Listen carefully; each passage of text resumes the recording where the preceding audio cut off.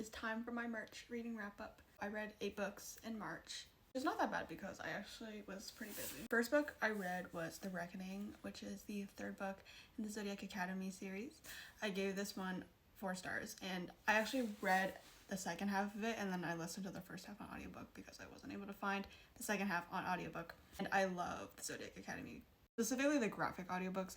I started the Ruthless Boys of the Zodiac series because after book 3 of Zodiac Academy, you're supposed to go back to this prequel series. So I read the first 3 books. I gave them all like 3 stars. 3 is honestly kind of generous because I don't like the books very much. Maybe it could have even been 2 stars. I already made a video about this, so I'm not going to talk about that much. But it's just not my thing.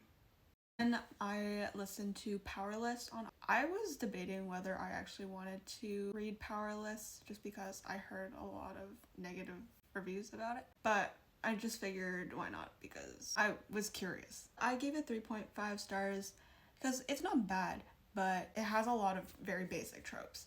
And then it's like she took all the basic tropes and just stuffed it in one book. And then I read Ninth House. I haven't read a book like that in a while. It's quite dark. I thought it was a really unique concept, and I liked how it was a university setting because, you know, I'm in university, so I like that. It was slow at times. I gave it 3.75 stars. This was the only physical book I read this month, which was Sunrise on the Reaping.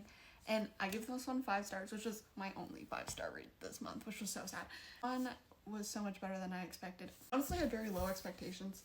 I didn't know if it was going to be as good as the last prequel, and also I wasn't sure if the Hunger Games stuff was just kind of overdone and it just wouldn't be that unique. But Haymitch's story was so heartbreaking and I loved it so much. I listened to From Blood and Ash on audiobook and I gave this 4 stars, and I'm not entirely sure if I like it just because it's a graphic audio or because it's actually good.